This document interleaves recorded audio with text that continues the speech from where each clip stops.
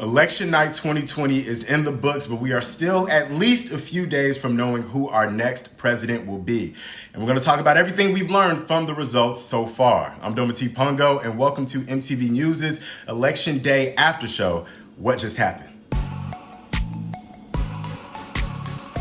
Joining me, of course, is my good friend and fellow MTV News correspondent, Yoonj Kim, and a group of esteemed panelists who's going to help us break down everything that we saw happen last night, or at least as much as we can get to in the next 30 minutes. That's including social justice, racial equity, climate change, and those results that got you out of bed this morning. And Yoonj, I don't know if you're like me, but I didn't get much sleep last night, but thank you for joining me for this for sure. No, I did not. And hello from Los Angeles. And like you said, yeah, I didn't get much sleep or really make sense of the results, but I can't think of anyone else I'd rather break it down with than you, Dee, and our panelists, who are Belen Seesaw. She is the former Latino press secretary for the Bernie Sanders campaign and a DACA recipient, joining us from Texas. Mary Pat Hector, the program strategist at RISE and Georgia coordinator at Black Youth Vote, and she is joining us from Georgia. And last but not least, Quill Robinson from the American Conservation Coalition, who is a huge fan of natural parks, joining us from DC. So we have people from all across the country. And all across the political spectrum. Quill, of course, yes, is a conservative, and we've got some progressives on this call, so it's definitely a nonpartisan conversation for sure. A few things to note just before we get going. Presidency hinges on Wisconsin, Georgia, Pennsylvania, which is still counting those mail-in votes. 100 million people voted early in record numbers. And millennial and Gen Z voters make up the largest demo, and the turnout was incredibly high. So before we get into all of that good stuff, first, I just want to ask y'all, how are y'all doing? What are some things that you did to eliminate some stress? Last night, all I did was barely sleep and watch the news, flipping between channels on and off. But somebody tell me you did something more productive and stress relieving than what I did. I mean, I did the same thing, and I knew that we would have to host this morning, so it meant I couldn't drink that much. I couldn't reach for that tequila like I would have done any other time, which is probably a good thing. But, you know, I woke up feeling a little bit hopeful because the votes haven't been counted yet. What did you do to take care of yourself, Belen? I mean, I tried my best, man. It's hard being on the campaign trail and to take your mind off of everything that's happening, but I tried to get some sleep. I did a face mask. I was like, I'm going to do this panel. I'm so excited to talk to all these people on MTV News. And just, I woke up feeling hopeful, knowing that there was still a possibility for us to not have election results just yet, because we're counting the votes, which I think is incredibly important. Mm-hmm. Well, I know that unlike some of you, I went ahead and grabbed that sangria bottle, and I definitely drank a glass of wine because it was very needed. Nice. But what really woke me up this morning was the fact that I knew that young people put their all into this election, that they participated in this election, and we had the largest voter turnout, and it was much larger than expected. Quill, I feel like you got this self-care thing down to a science, man. What'd you do to take care of yourself? I don't know if I have it down to a science, but I will say that yesterday, ahead of all the results coming in, I plugged in my AirPods, turned on a good podcast, and took a walk around DC, and got myself in a good mood, and kind of soaked it all in, and got ready for what was to come. And we still don't have a lot of results, but woke up feeling optimistic. Well, let's start here. What are those results that got you guys out of bed this morning? What did you see last night that kept you inspired, that gave you hope, and what's to come? Well, I'll go ahead. My home state of Arizona turned blue officially. Joe Biden won the presidency for the first time in a decade. And we also flipped a Senate seat. Mark Kelly, the astronaut, won his Senate race. And also seeing that the squad won their re-election is always inspiring. They're very powerful women, and it's always exciting to see that they're going to be able to keep their reign going and representing the people across this country who I think have felt that their voices haven't been heard for a really long time. Quill, what about you? It's the year of GOP women. That's what got me excited. I woke up this morning, 5 Republican women knocked out challengers. We had a bunch of incredible incumbents, who are going back to Congress. As all of us know here, the GOP struggles with diversity. Last night was a huge win. We have a lot more women in leadership positions now who are going to be directing the future of the Republican Party, and I'm excited about it. I'm really optimistic, and so that's what got me out of bed this morning. Yeah, but before we swing it over to Mary Pat too, Quill, what do you think that those GOP women winning, what do you think it conveys about where the Republican Party stands right now? Because you kind of got two competing narratives in my view. You got the Trump brand of the Republican Party, but then you've got this groundswell of GOP women winning these races. What do you think it conveys about the future of the party?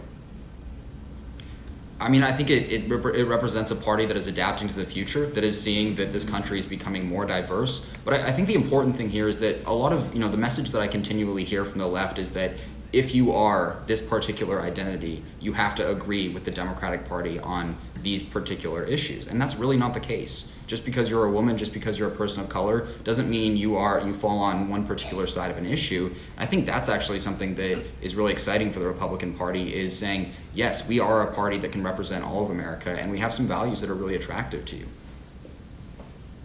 Yeah. Mary Pat, what about you? Absolutely. One of the things that Quill talked about is the fact that, the GOP is starting to look a little different. As a progressive, I know that young people have been on the grounds doing some amazing work, but young people have been getting engaged on both sides. And while that might not excite some, it does excite me, because we're starting to see young people take leadership roles. Beyond just casting their ballots, they're volunteering on campaigns. They're volunteering as election protection monitors. They are working as poll monitors.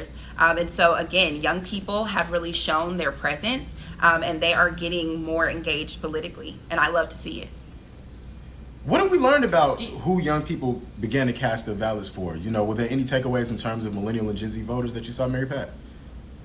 At this time, no. I mean, I'm, again, very surprised by the numbers. Our country is still split down the middle, and I'll tell you, young people who are voting for the Democratic Party did that. Young people who are voting on the GOP side are voting for their candidates. And so people would assume that young people are going to vote more progressive. And in some instances, they may be more progressive, but they'll still vote for their party, which is either Democrat or Republican. Right. And one thing that encourages me about the youth turnout, it was one of the very few things that polling this campaign season seemed to get right. Because as we've all seen, the rest of the polls, they're not very trustworthy. So my question to y'all is, what have we learned from this election cycle about the polling system? And is there something else that could replace it? Maybe Belen, you can answer it because you've been on the campaign trail with Bernie a few times. Well, I mean, I honestly, at this point, after 2016, after 2020, it's hard to trust the polls because they haven't been 100% accurate, especially when we're talking about polling people of color, when we're talking about polling young people. And I think that the reason why we've seen this go wrong is because they aren't being talked to. They aren't being asked, what are the issues you care about? What are the candidates that you care about? And that causes this misunderstanding in the relation of how we vote and who we vote for, right? We're usually not the ones that have landlines that are being called and are saying, yeah, I'm voting for this person. And I think that the reason why, too, is because young people care about issues. They're not necessarily tied to a party or to a candidate. They care about what you're going to do policy-wise to make their lives better, whether that is climate change, whether that is healthcare, whether that is canceling student debt.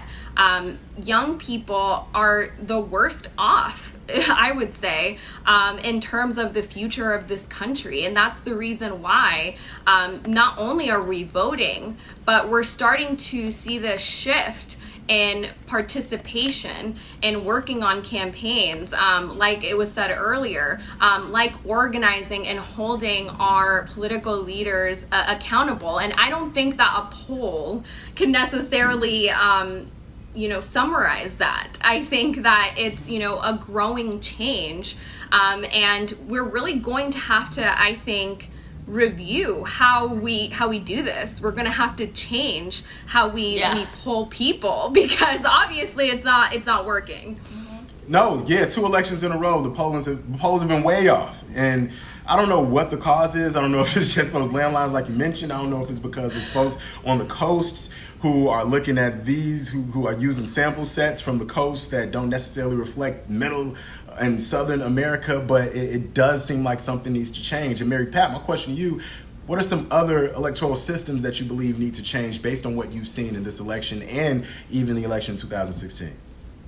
Absolutely. I mean, there's always been a question around the electoral college. And so many young people kept calling me, at the beginning when the president prematurely announced a victory last night. Oh my gosh, we're going to lose. And I'm like, listen, you all are looking at this popular vote. One thing that I learned about 2016 is we need to be paying attention to the electoral college. And right now, Joe Biden has that lead. And so focus on that. And that brings into a huge conversation that many people have been asking for years about, does the electoral college really influence our elections, or do the people influence our elections? Yeah, Quill, I know you had some thoughts on the electoral college as well. Yeah, I mean, I think that's a great debate to have. Personally, I fall on the side of saying, I think it's a good thing that we don't do direct democracy and have a little bit of a check on the power that the coasts have culturally and politically in our country. But that's a debate for a different time, because we all know the rules here, right? We knew in 2016, we knew in this election that the electoral college is the road to the presidency, and so. I think maybe in 2016 it was more of a case of Hillary just not doing the work and going to the states that really mattered, like in the upper Midwest. In this case, I think it's remarkable some of the states that were considered in play ahead of the election, and I think that perhaps the pollsters and all of us. I mean, I was surprised. I mean, we still do not know the result of this election, but I was surprised by last night. But we should have pinched ourselves a little bit when we were having conversations about Texas flipping blue. I think that's something, we need to do a little bit of a reality check there. And the other thing is that President Trump blitzed in the last week. He had a ridiculous number of campaign stops, and he was going out and connecting with people and giving speeches and talking about the issues that people cared about. I mean, he did retail politics really well in this final stretch, and he was rewarded for that last night with a lot of in-person voters. And so, yeah, I mean, this is a tough one for the polling industry. That's we're really far off, and we have yet to see what the result is. But for one reason or another, they really did not get the pulse of where Americans were at.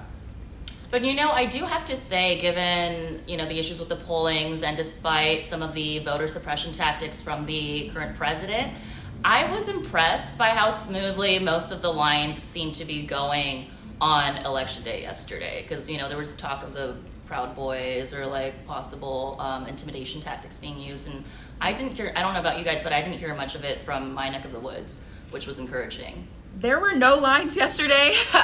Yesterday we served as election protection monitors. Normally, we would see massive lines.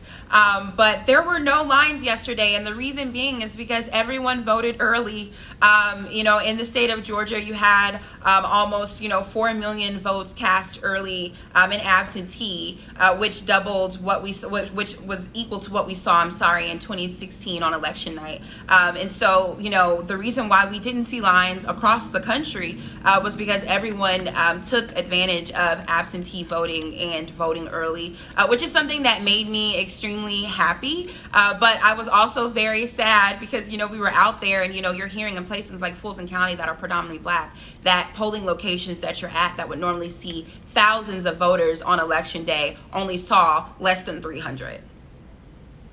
I want to stay with you on this one, Mary Pat, too, because I'm curious to know, especially in a place like Georgia, based on what you've seen, even anecdotally, or what you're seeing in terms of the results as well, how much did race play into the issue of race, the problem? I even hate that we say the issue of race because, you know, the race and ethnicity we are shouldn't be an issue, but in America, it turns out that it is, given the unrest and the protests that we've seen over the summer. How much did all of that play into how people cast their ballots this year?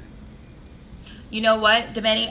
One of the things that I can honestly tell you is that I was not happy about how race played in this election, and I'll tell you why.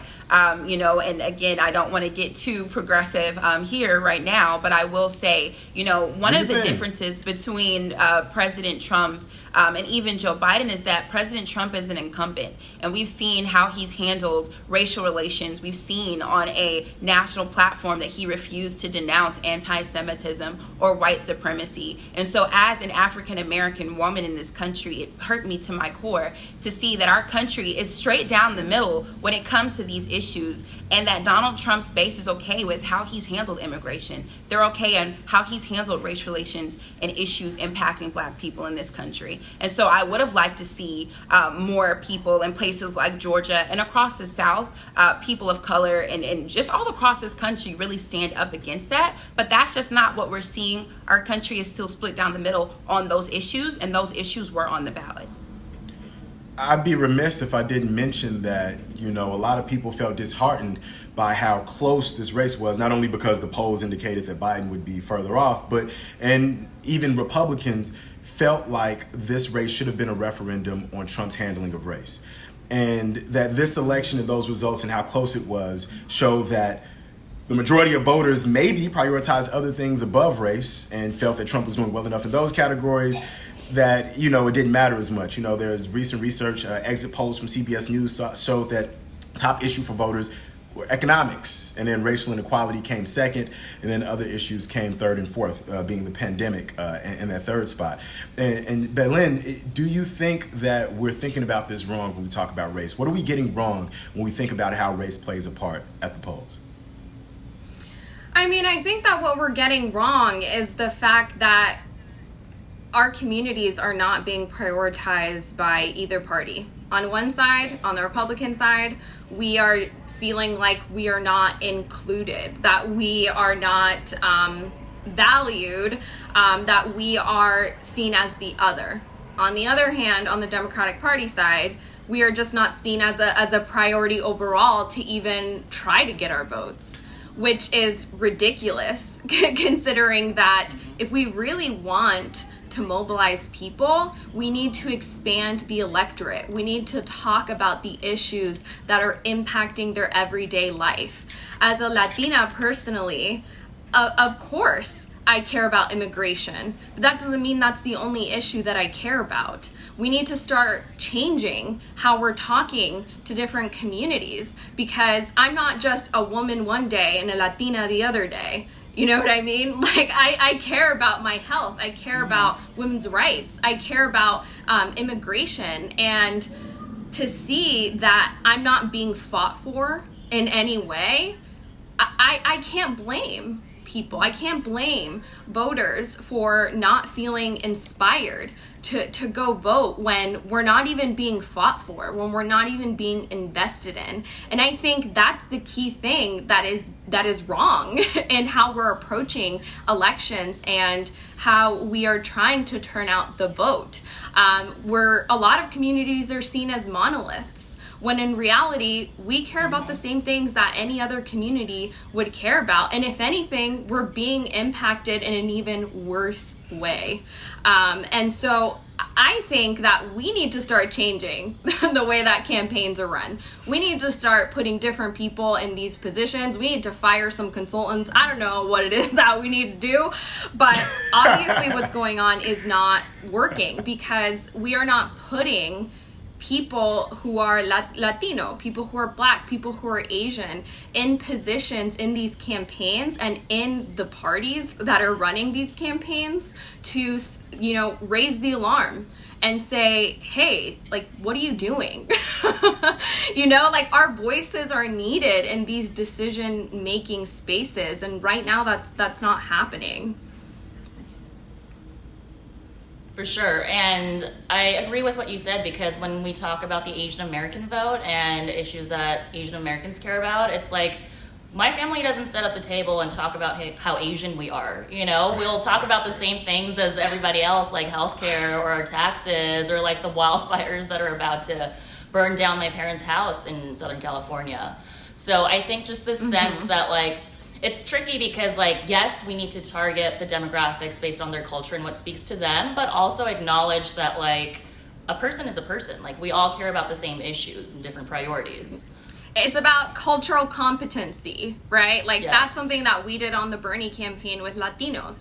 It's not about, reinventing the wheel. It's just about, reaching the community in a way that they are receptive, that they understand.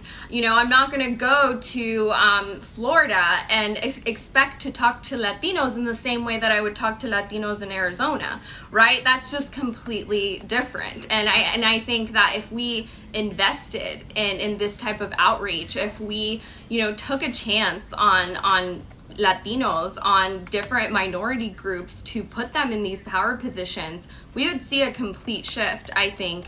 And we wouldn't be scratching our heads on election day saying, well, why didn't they vote for us? Well, maybe it's because we didn't do anything different. Yeah. But before we move on, too, I just want to ask you this one question. You gave pieces of the answer already, but just point blank period, a lot of folks were dumbfounded when they saw how many Latinx voters came out for Trump. Why do you think that was? I think that Trump invested early in our community.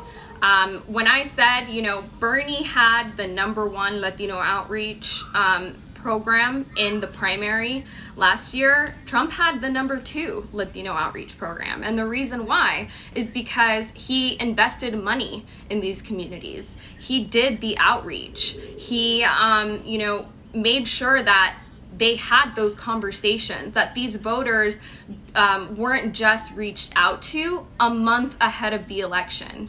The reality is that when it comes to our communities, you can't reach out to us the same way that you reach out to white voters. It takes a long time. It takes trust building. It takes, you having staff on the ground that's from those communities that, when they come to your door, you're like, hey, you're my neighbor. What's up? Like, what do you have to say? And I think that that's a missing element in what happened in this election. And it also happened in 2016, that we weren't invested in or reached out to by the Joe Biden campaign. And it's completely disheartening. We've been sounding alarms about the Democratic vulnerabilities for a long time. And the reality is that there is a strategy. It's just about putting in the work to do it.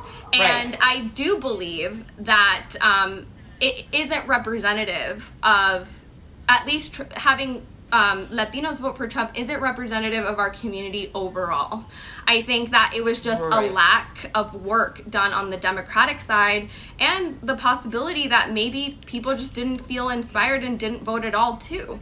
I don't necessarily think that, the polls or what happened on election day, like I said, is representative of the reality. And I think that's part of why we saw such a surge of young people, young activists in the streets over this summer, because of this, obviously because of George Floyd and police brutality, but also maybe because they felt like they weren't being heard and this was the place and way to do it. And going off of that, how do you guys, MP or Quill, feel, how much do you think BLM affected the turnout this time around? I think that BLM impacted the turnout amongst young black voters tremendously. I can highlight numbers for Georgia specifically. I had an opportunity to march alongside hundreds of thousands of young people in places like Louisville, Kentucky for Breonna Taylor, Atlanta, Georgia, places like DC, those same young black voters that were out there protesting literally showed up to the polls, and that's why we have such a amazing turnout. Again, I think that, you know, while our votes might not be looking how we want them to look, or why Joe Biden might not be as ahead as, you know, many people projected that he would be, those young people still showed up to the polls and they voted, and they participated. And also, I think it's important for us to highlight, you know, while many of those young people might have registered to vote, a lot of them don't see, and I know this sounds crazy, the importance of, you know, elections that high, but many are focusing on many of those local elections and feel like those are the elections that are going to impact them the most. For sure. Yeah, I feel good about that we're finally making this breakthrough, that it's not only and always about the president, the national politics, but usually those local politics matter the most. We saw it even in the federal judges that Trump has appointed. 87 federal judges, I believe, he's appointed throughout his presidency, 85 of whom are white. You know, only 2 non-diverse. And so, you know, that's understood at the national level, because then they begin to implement these things that affect people at a more micro level. And activists on the ground are starting to realize that. Before we move on to some big wins that we saw for activists, I do want to ask Quill, how do you think the BLM protests over the summer affected the electorate on your side of the aisle? Yeah, absolutely. I mean, I think that the fight for racial justice and the focus that was brought on this issue of racial justice by the protests this summer definitely activated young people. But there's an important distinction that I want to draw out here. I think there's a big generational divide. You know, older folks may not appreciate in the same way, you know, the importance of and some of the issues that young people want to address in terms of the issue of racial justice. You know, I know a lot of, you know, I myself and many of my conservative friends were out handing out water this summer at the protests. Proud Republican, conservative. I want people to be able to exercise their First Amendment rights. I want them to be able to cash that check that we wrote, you know, 250 years ago. Absolutely. But I and many of my peers don't necessarily agree with some of the policy solutions. And I see this on so many different issues, whether it's climate change or racial justice or all these different issues. Young people are united in caring about these issues. We all want to address them. We disagree on the solutions. And so while I care a lot about the issue of climate change, I do not support a Green New Deal. While I care a lot about the issue of racial justice, I don't think reparations is the right way to go. And I think that that's something that's really important to understand around young voters and young Americans, is that there's a unifying element of these issues, but it's not the same solution. And just one thing quickly on the, you know, on the racial issue and the Democratic outreach. What I see, you know, with a lot of the outreach that Democratic politicians do, particularly white Democratic politicians do to diverse communities, it kind of seems like a caricature of the sort of neo-Marxist critical race theory stuff that I was taught in college. It doesn't seem like authentic outreach. And I had a friend of mine text me last night, and she sent me a text of, she's Hispanic American in the Houston area, and she texted me a text that she got from her uncle. And it said, yeah, I voted for Trump. I'm an oil worker, of course. I want to keep my job. And I think that that's something that's completely missed, and it's the same situation in South Florida. If you're going to South Florida, and in Florida's 27th district, the incumbent was calling herself socialist, and the Cuban American opponent, the Republican, said absolutely, we're never having socialism in America, and that's what she won on last night in a huge upset. You know, that's cultural competency right there, is understanding that you don't go to South Florida and say, I want to bring socialism to this country. So that's, you know, I think that's where some of this disconnect is. But again, young people, unified in caring about these issues, disagree on the solutions. And I think last night we saw that the Democratic Party is really not in touch in terms of this idea of authentic outreach and understanding the issues that matter the most. Interestingly enough, I think there are some progressives that will agree with you in terms of how genuine outreach on the white Democratic side, how it feels. I would be the first to say I vehemently disagree on the reparations piece, but we could talk about that on another panel. But I do want to talk about some wins that we saw on the activist front that got you guys out of bed this morning. Mary Pat, what are some wins that kept you inspired, that you saw from people who have been advocating for change in various ways across the board? It would have to be Cori Bush out of Missouri. She became Missouri's first black congresswoman yesterday. She was an activist on the ground in Missouri during the Ferguson protest. And, you know, there's something special about Missouri. You know, Bruce Franks became a state representative out of there, leading from out of the Ferguson protests. And so I can clearly see that, you know, what we witnessed regarding Black Lives Matter has truly impacted that community, and we're making a difference. So that's what really got me out of the bed today. And I just want to say congratulations, Corey. You are amazing. Congratulations, nice. Indeed. What about you, Baylin? Well, I mean, I definitely have to mention Cori Bush for sure. We're growing the squad. Jamal Bowman, too, in New York. We are seeing that, you know, progressives are not only expanding the squad, but we're winning, right? We have the momentum because we have the policies that people are struggling with every day that speak to what their needs are, the changes that they want to see in our country. And I also, you know, want to give a huge shout out to all the organizers across the country who have made these victories possible, because, you know, these campaigns couldn't have gotten as far as they have if we didn't have organizers and activists on the ground who have been laying down the foundation that helped them get to that victory. And you know, a lot of it was in Arizona, yes. A lot of it was across the country, and you know, I have my heart is in Arizona. Obviously, it's my hometown, but we legalized recreational marijuana in Arizona, in New Jersey, and South Dakota. And in Arizona, we also passed Proposition 208, which is going to create a wealth tax. That will help fund public schools and the employees that, you know, are with children every single day, helping them grow and become the leaders that are going to be our future politicians.